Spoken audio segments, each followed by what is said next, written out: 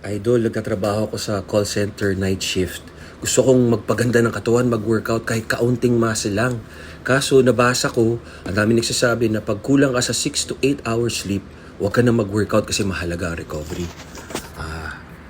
Nasa sa'yo yun kung kaya mo mag-workout kasi ang bawat tao, yung ibang tao, kailangan 10 hours para makarecover ng tulog.